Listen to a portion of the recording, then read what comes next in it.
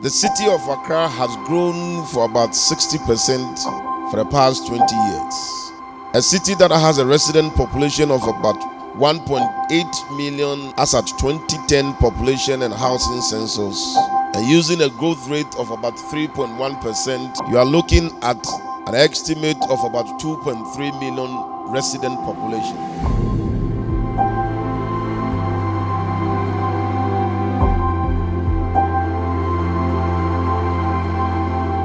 Because this is a city people trooping to do business, it also houses about 2 million transient population daily. The pace at which the city is growing is not being matched by the infrastructure and social services. It is through this quest to have a proper plan for the city that has led us to having a relationship through the French embassy with the Intitut Francais. All we can do as a contributing country, as a partner country, is contribute to projects that are definitely yours, chosen, thought, led by the African cities that are wanting to move forward. There are a lot of composting systems, but we are practicing row composting. We arrange the organic into rows and we allow it to decompose, and it undergoes decomposition for about, let's say, 16 weeks. After the 16 weeks is due, we now screen it to get it fine as we see over here. As we started this facility, the area first we used to have waste around. By now, I think all the waste are being cleared because the tricycle operators, they don't travel far away to go and dump the waste. Now, as soon as they get the waste, they come and dump it and go back. So, considering this area, the area is now clean of what waste. Waste management is a process, it's not an action. It goes through a series of activities from the generating point to the last point where we dispose of what we don't want. We are going to send everything that we generate in our homes to the landfill site. In the next 2-3 years, we will need about 4 more sites of boom to accommodate our waste. We need to treat our waste. If you come to the type of waste, we have a lot of organic that can be used in fertilizer, which today we are not using.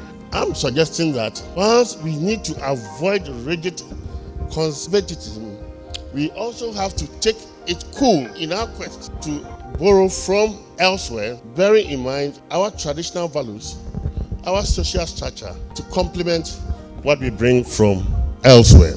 Women, we have women around. You can see from the right top corner, we need to offload by carrying the loads to its various places. From the previous picture, shows someone on the machine who was not very well protected. So he inhales most of the smoke, which poses a lot of hazards to him. And then one of our biggest challenges is recognition. It was just recently that we started gaining recognition under this current Metropolitan Authority. You see the lady holding the log over there. That's 100% plastic, 14 feet, 2.5 by 2.5 inches plastic.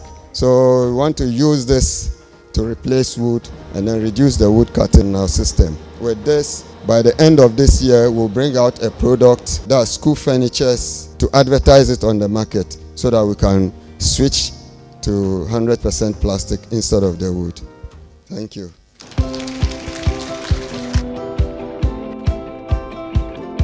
A week, about 50 to 100 tons waste come to this yard. The waste, we get it from where the dumping for.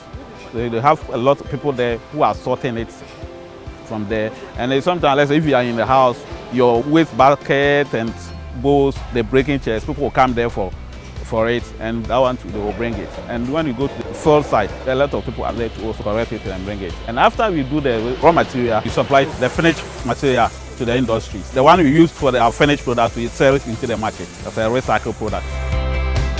Our relationship with the Intitut Francais and working with the French embassy for the next 2 years on this arrangement is to focus on waste management and urban mobility. Urban mobility is the lifeblood of every city. Urban mobility has become such a nightmare for all of us. The first challenge with transport in Accra is actually a poor land use spatial planning arrangement. We all know the city's boundaries, it's growing in leaps and bounds in fairly uncoordinated, unplanned manner. And so you have a lot of people living at very distant locations. Indeed, I found from my work that the majority of trip makers who commute to Accra Central actually live in the peri-urban areas. And so presently, it does appear that Kasua, Teshi, and Medina are the most important trip-generating localities within Metropolitan Accra. We also have issues with poor, inadequate public transport services. Most of the people who commute from the peri-urban locations to the city center, majority of them come in trotro. So issues of availability, issues of affordability were raised as reasons why trotros continue to be very popular. But there were concerns about safety, concerns about comfort and convenience. And so because among the gamut of factors, the market share of public formal bus services are very, very negligible. So people resort to all forms of mobility options. But for a majority, about 54% actually walk. For many of us who may want to avoid this chaos, many of us want to come by private mobility. And with all of these single occupancy vehicles coming in on our roads, this is certainly an obvious sin. As vehicles are moving at such slow pace, you have a lot of emissions of pollutants into the atmosphere. So ambient air quality is reduced, and there are safety issues. Sometimes trotters are going slowly, but Okadas are trying to maneuver their way through, and pedestrians can be at the receiving end.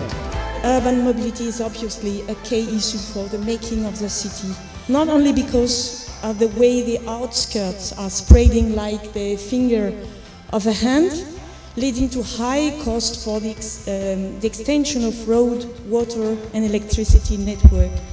But also in the city center, mobility is supposed to be part of the renewal of the urban core. And that could be done through on-site bus or minibus services that could be imagined through tramway project or pedestrian zones.